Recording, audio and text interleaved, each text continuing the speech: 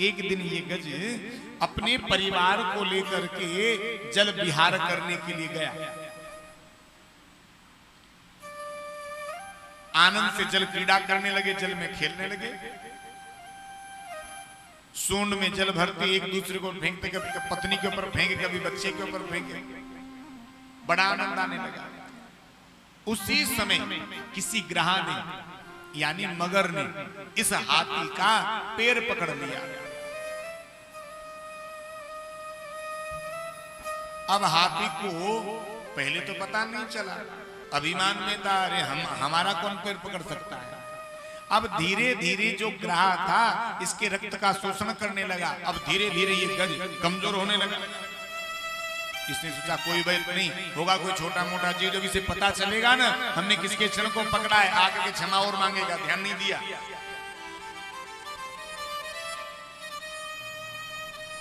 बहुत देर बीत गई, बहुत समय बीत गया महाराज।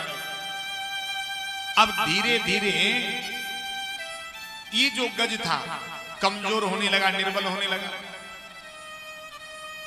अब गज ने अपने पैर को खींचने का प्रयास किया, पूरी शक्ति लगा ली, लेकिन गज बाहर नहीं खींच पाया अपने आप को। जब थक गया, हार गया, तब अपने पत्नी पुत्रों से मदद की गुहार लगाई। अरे सुनो, लगता है मेरा पैर किसी ने पकड़ लिया, तुम मेरी मदद करो, तुम मेरी सहायता करो। पत्नी पुत्रों ने कहा ठीक है। सबने सूंड में सूंड मिलाई और महाराज उस गज को खींचना प्रारंभ किया। काफी समय बीत गया, लेकिन महाराज पत्नी पुत्र बिल्कुल बाहर नहीं खींच पाए। उल्टा ग्राह इस गज को जल में खींच ले जाता जाए। कई महीने बीत गए। सारे पत्नी पुत्र थक हार करके सूंड में से सूंड हटाई, जाने लगे जंगल की ओर। गज पुकारने लगा, अरे तुम मुसीबत की घड़ी में छोड़ करके, इस संकट में मुझे अकेला छोड़ करके कहां जा रहे हो। परिवार के लोग कहने लगे तो क्या करें, तुम्हारे चक्कर में पूरा जीवन यहीं बिगाड़ देंगे। हमारे घर नहीं है, हमारे परिवार नहीं है, हमारी गृहस्थी नहीं है। आज गज को बड़ा पश्चाताप हुआ। गज मन ही मन विचार करने लगा, ये वही परिवार है, ये वही कुटुंब है, ये वही मेरी पत्नियां हैं जो कभी कभी मेरे साथ खड़ा रहा करती थी, कभी कभी मेरे साथ चलने में फक्र महसूस किया करती थी। आज ये मेरे लिए कह रही हैं कि हमारे परिवार में हमारे घर गृहस्थी नहीं है। आज गज को बड़ा दुख हुआ, बड़ा पश्चाताप हुआ। भैया ये उस गज की कथा नहीं, हम जैसे गजों की भी कथा है। हम पूरे जीवन इसी अभिमान में डोलते हैं, ये मेरी पत्नी है, ये मेरा भाई है, ये मेरा परिवार है, ये मेरे पिता हैं, ये मेरे कुटुंब जन हैं, ये मेरे परिवार के जन हैं, ये हमारी मदद करेंगे, ये हमारी सहायता करेंगे। पर भैया जब समय आता है ना,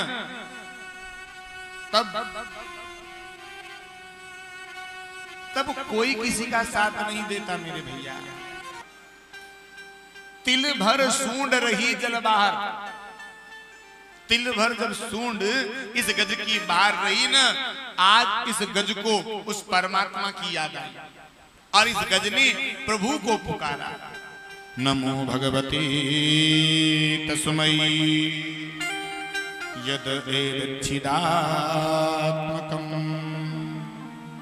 पुरुषाय दिवीजाय परेशानाभिधीमहि।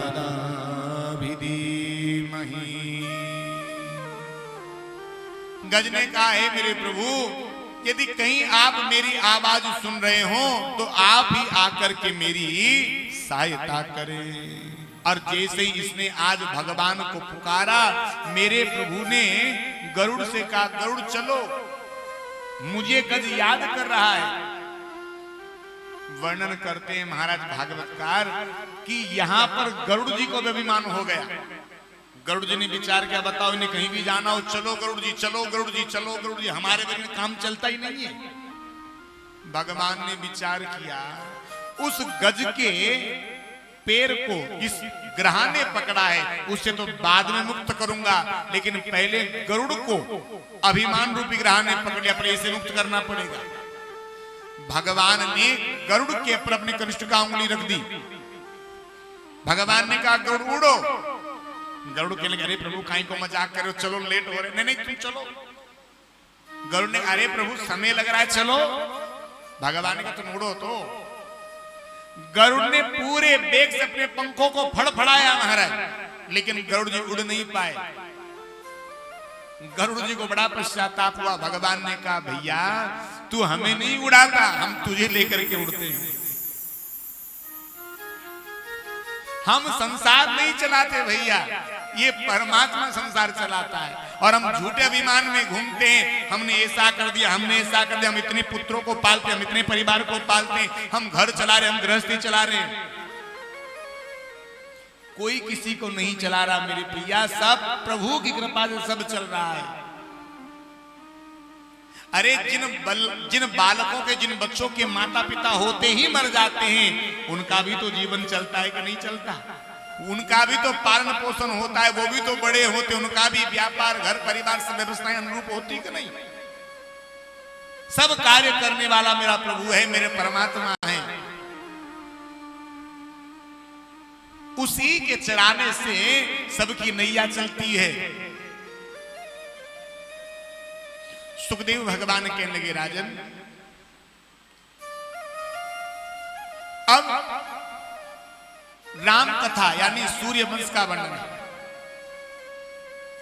और इसी सूर्य वंश में मेरे प्रभु श्री राघवेंद्र प्रकट होकर के आए। भगवान नारायण के पुत्र वे हैं ब्रह्मा, और ब्रह्मा के पुत्र मरीचि, मरीचि के पुत्र वे कश्यप, कश्यप के पुत्र विवस्वान,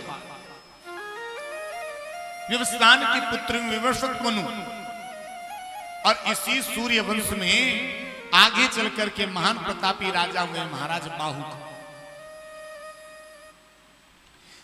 बाहुक जो थे ये भी सूर्य वंश के ही राजा थे, और इसी सूर्य वंश में एक और परम प्रतापी राजा हुए महाराज अम्बरीश, जो महीने की आने वाली प्रत्येक एकादशी को निर्जला किया करते थे। निर्जला एकादशी जो अभी अभी निकली है, जेठ के महीने में आती है महाराज, इस दिन जल नहीं लिया जाता, और ऐसे प्रत्येक एकादशी को राजा अम्बरीश करता है। इतने बड़े भगवान के भक्त हैं, चक्रवर्ती सम्राट, लेकिन फिर भी भगवान की जो भी प्रसादी बनती, जो भी सेवा होती, अपने हाथों से तैयार करते हैं महाराज। कभी किसी दास दासी के भरोसे नहीं रहते। और इतने बड़े भक्त हैं कि भगवान ने सुदर्शन जी को आज्ञा दे रखी थी कि तुम राजा अम्बरीश की सेवा में रहो। इतने बड़े भगवान के भक्त हैं अम्बरीश जी। ये अम्बरीश जी भी इसी सूर्य वंश के ही राजा हुए, और इसी सूर्य वंश में राजा सगर हुए। सगर के 2 विवाह हुए, एक विवाह सुमति के साथ और एक विवाह केसनी के साथ हुआ। सुमति ने एक मांस पिंड को जन्म दिया, और केसनी के बेटा हुए असमंजस।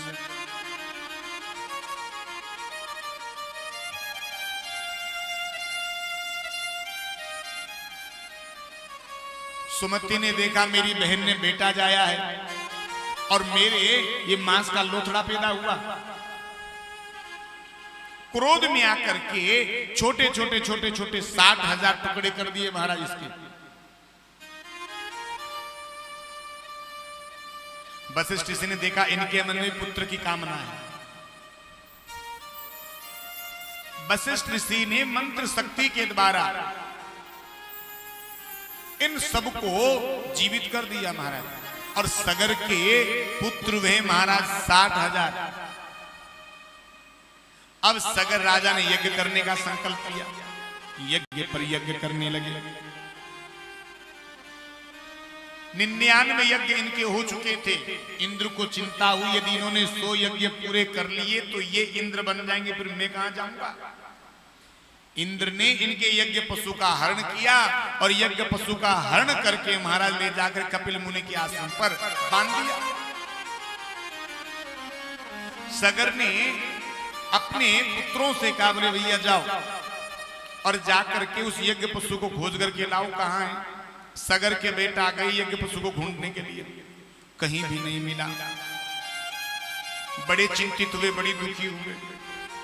और वर्णन मिलता है महाराज इस पृथ्वी को इतना खोदा कि इस पृथ्वी को ही महाराज सागर की तरह बना दिया।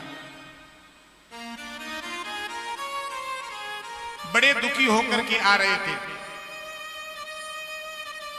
क्या देखा कि कपिल मुनि के आश्रम पर